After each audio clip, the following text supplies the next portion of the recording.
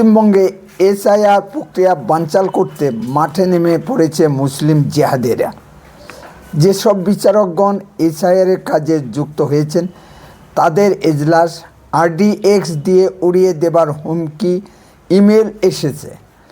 বিচারপতিদের ভয় দেখানোর এটা একটা শাসক দলের প্রেসার পলিটিক্স।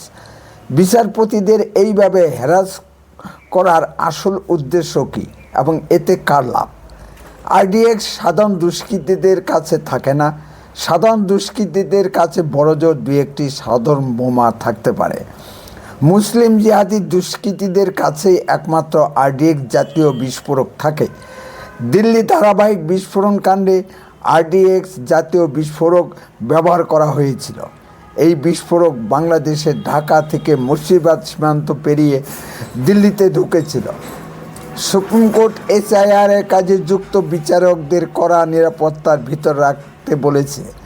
এসআইআর রোখার সব বন্ধ, তাই শাসক দল এবার অপরাধের পথ ধরতে চাইছে। পশ্চিমবঙ্গে এসআইআর প্রক্রিয়ায় মুসলিম জিহাদিদের এত আক্রোশ কেন? এখন পর্যন্ত যে তথ্য পাওয়া যাচ্ছে তাতে যে 70 লক্ষ নাম বাদ যেতে চলেছে তার বেশিরভাগ অংশই অবৈধভাবে ঢুকে পড়া বাংলাদেশি মুসলিম অনুপ্রবেশকারীদের ও রোহিঙ্গা মুসলিম অনুপ্রবেশকারীদের নাম। আগেই 58 লাখ মৃত ভোটারের নাম বাদ গেছে এবং 7 লাখ শুনানিতে উপস্থিত হননি। এই 70 লক্ষ আবেদনকারী কেন কোনো সঠিক তথ্য জমা দিতে পারেননি? সহজলভ্য প্যান কার্ড, লক্ষ্মীর ভাণ্ডার, আধার কার্ড, সরকারি ঘর পাওয়ার তথ্য, এই সমস্ত তথ্য এসআইআরের ডকুমেন্ট হিসাবে জমা দিয়েছে। বোঝাই যাচ্ছে এই সমস্ত অবৈধ অনুপ্রবেশকারীরা মমতা সরকারের কৃপায় ব্যাপকভাবে লক্ষ্মীর ভাণ্ডার ও সরকারি ঘর পেয়েছে। ভারতের নির্বাচন কমিশন যে 13টি ডকুমেন্টের কথা বলেছে তার মধ্যে এগুলির কোনোটিও নয়। ভারতীয় আধার আইনে বলা আছে ভারতে 6 মাস বসবাস করলেই সে আধার কার্ড পেতে পারে। এই আইনের বলে পশ্চিমবঙ্গে মুড়ি মুড়কির মতো আধার কার্ড বিলি হয়েছে। এক হিসাবে দেখা যায় পশ্চিমবঙ্গের সীমান্ত জেলাগুলিতে ভোটারের সংখ্যার চেয়ে আধার কার্ডের সংখ্যা বেশি। আবার অন্যান্য রাজ্যে যে সমস্ত অবৈধ অনুপ্রবেশকারী ধরা পড়েছে তাদের আধার কার্ডগুলি পশ্চিমবঙ্গ থেকে ইস্যু করা। সুতরাং আধার নিয়ে তো প্রশ্ন উঠবেই। নমস্কার, আপনারা শুনছেন উত্তরে কণ্ঠ। উত্তরে কণ্ঠ থেকে আমি প্রভাত বসাক, তুফানগঞ্জ, কোচবিহার। সুধী দর্শক মণ্ডলী, আপনারা আমার প্রতিবেদনটি যেখান থেকেই শুনছেন তাদের সকলের প্রতি প্রীতি ও শুভেচ্ছা রইল। আশা করি ভালো আছেন। চ্যানেলটিকে লাইক, শেয়ার, কমেন্ট ও সাবস্ক্রাইব করুন। মুর্শিদাবাদ জেলাতেই 4 লক্ষের উপর ডাউটফুল ভোটারের সন্ধান মিলেছে, যাদের এইইআরওরা ভোটার তালিকায় অবৈধভাবে অন্তর্ভুক্ত করেছে এবং 3 জন এইইআরওকে নির্বাচন কমিশন সাসপেন্ড করেছে। এইইআরও এবং এইইআরওরা এই ডকুমেন্টগুলোকে ভ্যালিড ধরে তাদের নাম এসআইআর প্রক্রিয়ার ভিতর অবৈধভাবে ঢুকিয়ে দিয়েছে। তথ্য যাচাইয়ের কোনো ব্যাপার ছিল না, মুড়ি মুড়কির মতো নাম ঢুকিয়েছিল। 1,14,000 আবেদনকারীর আবেদনপত্র আপলোড করাই হয়নি, যাতে ভবিষ্যতে তারা গণ্ডগোল পাকাতে পারে। সুপার চেকিংয়ের ফলে এগুলো এখন ধরা পড়তে যাচ্ছে। ফলে মুসলিম অবৈধ অনুপ্রবেশকারী ও রোহিঙ্গাদের তো রাগ হবারই কথা। পশ্চিমবঙ্গে 2 থেকে 2.5 কোটি অবৈধ বাংলাদেশি মুসলিম অনুপ্রবেশকারী ও রোহিঙ্গা মুসলিম অনুপ্রবেশকারী ভোটার ঢুকে বসে আছে। কিভাবে এদের নাম ভোটার লিস্ট থেকে বাদ দিয়ে পশ্চিমবঙ্গের জন্য স্বচ্ছ ভোটার লিস্ট প্রণয়ন করবে, এটাই এখন ভারতের নির্বাচন কমিশনের কাছে একটি বড় চ্যালেঞ্জ। পশ্চিমবঙ্গের ক্ষমতাসীন দল তৃণমূল কংগ্রেসও ঘটনাটিকে মেনে নিতে পারছে না। এরাই তৃণমূলের ফিক্সড ভোট ব্যাংক। তৃণমূল ক্ষমতায় থাকতে অবৈধ মুসলিম অনুপ্রবেশকারী ও রোহিঙ্গাদের নাম বাদ চলে যাবে ভোটার লিস্ট থেকে, এটা তৃণমূল কিভাবে মেনে নেয়?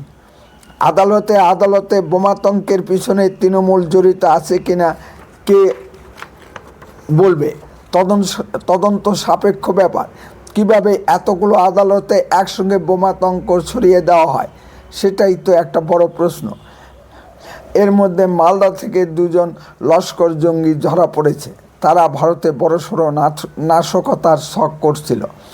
দিল্লি থেকে পুলিশ এসে তাদের গ্রেপ্তার করেছে। একজন জঙ্গির মায়ের বক্তব্য তার ছেলে তৃণমূল করত। সুতরাং আমরা বলতেই পারি মুসলিম জিহাদি জঙ্গি ও তৃণমূল কংগ্রেস ওতপ্রোতভাবে জড়িত। এমনও হতে পারে এসআইআর বানচাল করতে তৃণমূল কংগ্রেসই এই মুসলিম জিহাদিদের মাঠে নামিয়ে দিয়েছে। তৃণমূল কংগ্রেস ও মমতা ব্যানার্জি প্রথম থেকেই এসআইআর বানচাল করার জন্য চেষ্টা চালিয়ে যাচ্ছে। এর জন্য তৃণমূল কংগ্রেস এমন কোনো অছিলা নাই যা প্রয়োগ করছে না। সুপ্রিম কোর্টের দরজায় বারবার ছুটে গেছেন। মমতা ব্যানার্জি নিজে সওয়াল করেছেন। অনুপ্রবেশকারীদের সঙ্গে নিয়ে মমতা ব্যানার্জি নিজেই ভারতের নির্বাচন কমিশনার চিফ জ্ঞানেশ কুমারের সঙ্গে সাক্ষাৎ করেছেন এবং তার দাবি জানিয়েছেন। আজও সুপ্রিম কোর্টে পশ্চিমবঙ্গের এসআইআর নিয়ে জরুরি ভিত্তিতে সওয়াল জবাব অনুষ্ঠিত হয়েছে। কলকাতা হাইকোর্টের প্রধান বিচারপতি মিস্টার সুজয় পাল মহোদয় পশ্চিমবঙ্গে বিচারপতিদের অভাব সংক্রান্ত যে স্ট্যাটাস রিপোর্ট সুপ্রিম কোর্টকে দিয়েছেন, তার ভিত্তিতেই আজ জরুরি শুনানি হয়। পশ্চিমবঙ্গ বিচারকের ঘাটতি মেটাতে পাশের রাজ্য ঝাড়খণ্ড ও উড়িষ্যা থেকে বিচারপতি আনার কথা বলা হয়েছে মাননীয় সুপ্রিম কোর্টের প্রধান বিচারপতি ডিভিশন বেঞ্চ থেকে। মমতা সরকার আইনজীবী কল্যাণ ব্যানার্জি এর তীব্র বিরোধিতা করেন এবং বলেন যে ঝাড়খণ্ড ও উড়িষ্যা থেকে বিচারপতি আনলে ভাষাগত সমস্যা দাঁড়াতে পারে। তখন সুপ্রিম কোর্টের বিচারপতিগণ প্রশ্ন তুলেন যে একসময় উড়িষ্যা, ঝাড়খণ্ড, পশ্চিমবঙ্গ একই ছিল, একই প্রশাসনের আন্ডারে ছিল। সুতরাং ভাষাগত কোনো সমস্যা হবে বলে সুপ্রিম কোর্ট মনে করে না। সুতরাং কল্যাণ ব্যানার্জিদের বক্তব্য সুপ্রিম কোর্ট মেনে নেয়নি এবং বিচারপতিদের বেশ হোমওয়ার্ক করেই এজলাসে এসেছিলেন। এক সময় বাংলা, বিহার, উড়িষ্যা একই অবিভক্ত বঙ্গপ্রদেশের অন্তর্গত ছিল। এটা তো ইতিহাস। আমরা ইতিহাসে অঙ্গ, বঙ্গ, কলিঙ্গ বলে যে কথা পাই, সেটাই তো এই জায়গাগুলো নিয়ে গঠিত। আজও সুপ্রিম কোর্টে কল্যাণ ব্যানার্জিরা শুনানিতে কোনো কলকে পাননি। অবৈধ মুসলিম অনুপ্রবেশকারী ও রোহিঙ্গাদের বাঁচাতে মমতা সরকারের কি নির্লজ্জ প্রয়াস। ভারতের সুপ্রিম কোর্টও চায় পশ্চিমবঙ্গের স্বচ্ছ ভোটার তালিকা প্রকাশিত হোক। আমরাও চাই পশ্চিমবঙ্গের জন্য স্বচ্ছ ও নির্ভুল ভোটার তালিকা প্রকাশিত হোক। আগামী 28শে ফেব্রুয়ারি পশ্চিমবঙ্গের চূড়ান্ত ভোটার তালিকা প্রকাশিত হবে। এখনও প্রায় 70 লক্ষ আবেদনকারীর ডকুমেন্ট পরীক্ষা করা সম্ভব হয়নি। তবে সুযোগ আছে, অ্যাডিশনাল সাপ্লিমেন্টারি তালিকা প্রকাশ করা যাবে। এখন দেখার বিষয় এই নিয়ে পশ্চিমবঙ্গে 28শে ফেব্রুয়ারির পর কোনো সাম্প্রদায়িক হিংসা ছড়িয়ে পড়ে কিনা। দেখা গেছে কেন্দ্রীয় ওয়াকফ বিল পাশ হলো দিল্লিতে, আর ভারতবর্ষে কোথাও গণ্ডগোল হলো না, কিন্তু মুর্শিদাবাদে মুসলিমরা হিন্দুদের উপর আক্রমণ করে বসলো। শুধু ভারতবর্ষে বলবো কেন, সারা পৃথিবী ধরেই মুসলিম সন্ত্রাসীদের সব টার্গেট হলো হিন্দুরা। ইংল্যান্ডে বসে সলমান রুশদি স্যাটানিক ভার্সেস লিখলেন, আর ভারতের মুম্বাইয়ে মুসলিমরা এই কারণে হিন্দুদের উপর আক্রমণ সানিয়ে বসলো। এ অভিজ্ঞতা সম্মুখীন ভারতবর্ষের হিন্দুদের বারবার হয়েছে। পশ্চিমবঙ্গে আইন শৃঙ্খলা পরিস্থিতির কথা চিন্তা করে অগ্রিমভাবে কেন্দ্রীয় স্বরাষ্ট্র মন্ত্রক কেন্দ্রীয় বাহিনী পাঠিয়ে দিয়েছে। এখন দেখার বিষয় 28শে ফেব্রুয়ারির পর পশ্চিমবঙ্গের আইন শৃঙ্খলা পরিস্থিতি কী দাঁড়ায়। 28শে ফেব্রুয়ারি আংশিক চূড়ান্ত ভোটার লিস্ট প্রকাশের পর যে কোনো সময়ে নির্বাচন কমিশন পশ্চিমবঙ্গের ভোটের দিনক্ষণ ঘোষণা করতে পারে। যেটুকু প্রকাশিত হবে তার ভিত্তিতেই ভোট হবে। চূড়ান্ত ভোটার তালিকা প্রকাশ না হবার দায় মমতা সরকারের।